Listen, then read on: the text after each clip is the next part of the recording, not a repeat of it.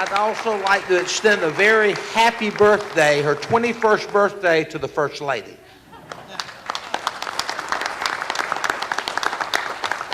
Good morning, everyone, ladies and gentlemen of the board, Dr. Smith, friends. It is so good to be back.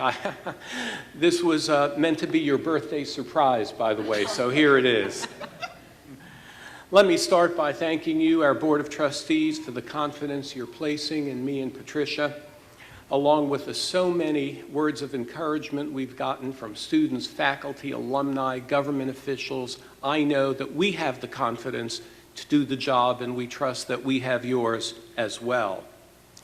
I'm here to tell you today that the University of South Carolina remains that beacon of educational excellence and that cornerstone of progress for our beloved Palmetto State and for the world.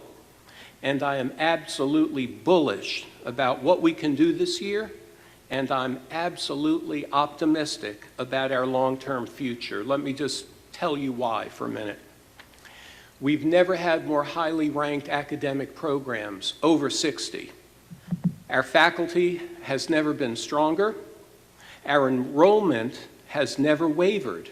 And in just a few months, we expect to welcome the largest, the brightest, and the most diverse freshman class in the history of the university, the class of 2025. The campus is beautiful. Our student government leaders are committed and eager to lead. Thank you, Alex. Where are you? Thank you, Alex. Our comprehensive universities represent our well-being and the Palmetto State's well-being all around the state and are working closer together than they ever had before. We've weathered the most ferocious pandemic since 1918, and Carolina has done better than most.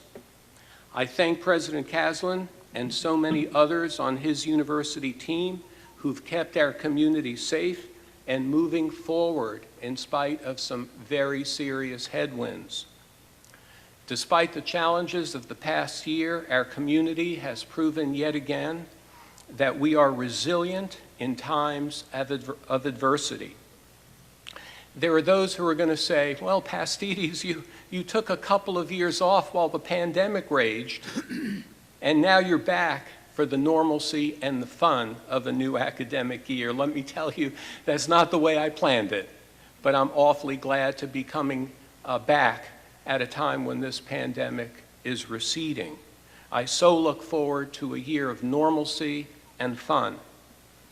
I want you to know that I plan to work just as hard as I can, I would say as hard as humanly possible, to bring back and reunite our communities, many of whom have gone adrift because of the pandemic.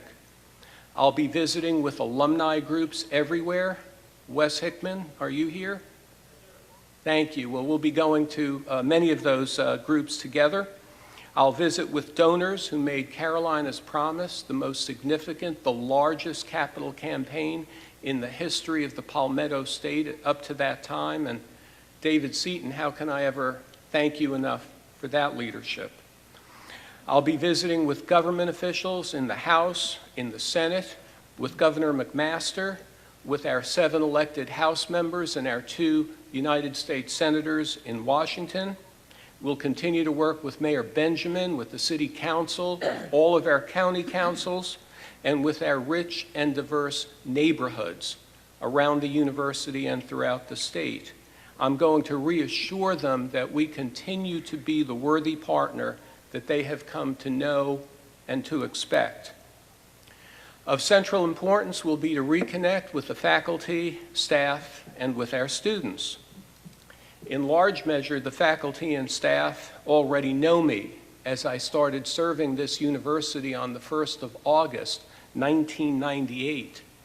First as a dean, then as a vice president, and then president for 11 very full years. They know me as someone who likes to stretch goals, who keeps his word, who fights for their welfare. They know me as someone to whom the words diversity and inclusion are not simply catchphrases. They know that I grew up in a bilingual family as someone who saw his parents sworn in as United States citizens, and someone who was first in his family to attend college. Our students know me as an incorrigible and fanatic Gamecock. They've seen me at my best and my worst.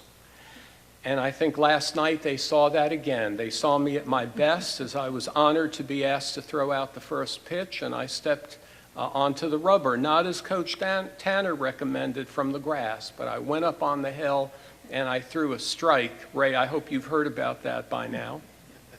They also saw me at my worst later in the game when we were down by a lot, and that gives me excitement but nervous energy about today's game and tomorrow's as well. They know that I'm able to kid around with them, but they also know, I believe, and took to heart the many e-blasts that I sent to them over the years, giving them advice based on my considerable affection for every last one of them. Our students' safety and well-being is paramount, and they will always be encouraged to come to us with any concern, any problem, at any time. I think the students know that I will be there for them. The pandemic has exacerbated mental and physical health issues for many of our students, and we will tend to their needs, whatever they are and whenever they need us. When I filmed my last Mini Cooper conversation in the summer of 2019, it was hard to keep a dry eye. Not for them, but for me. That was me without the dry eye. Well, I still have my garnet and black Mini Cooper with the tail feathers stenciled on the side, and I hope to welcome many more of them to take a ride with me during this year. I know all of this sounds pretty ambitious, but I'm also aware that this time around, the title president is preceded by the word interim. It's so very important that our university have a year marked by stability as you, the board, search for a new president. It's important that this year be stable, but I don't mean dull, I don't mean stagnant, I just mean steady, and I will work toward that goal each and every day. As you know and have been discussing, the presidential search will soon be underway. I predict that many, many outstanding candidates will look at us throughout this year and say to themselves, what a fine place that is, what a great tradition it has, what a great future it has. I believe that many fine leaders from many different backgrounds will think of themselves and hope of themselves as possibly having a place as our next president. So I'm grateful for the opportunity to lead USC at this important moment in our history. But it's also a moment that calls on us together, to come together and to push forward. Of course, I've been reminded by more than one person of the title of the Thomas Wolfe novel, You Can't Go Home Again. But still, I've come home, never having been that far away. In fact, Carolina is more than a physical location or a framed diploma on the wall. It's a love, it's a passion that unites all of us across time and across place. I'll end now by saying in my very last State of the University address, that was back in 2018, that had been delayed by floods, if you remember that particular summer and fall. At that time, I shared my hope for our future, and I said that Carolina's hope is built on a foundation of optimism, accomplishment, and faith in each other. And I feel the very same thing today. What has always remained our spirit is the Carolina spirit, and that is as true today as ever. The spirit can be seen and felt absolutely everywhere, and it's a spirit that I never lost. It's a spirit that Patricia and I carried with us on the sidelines for these past 20 months. And it's a spirit that I plan to share with Gamecocks everywhere starting today. It sure feels good to be home again, with each and every one of you. Thank you for your confidence, and forever to thee.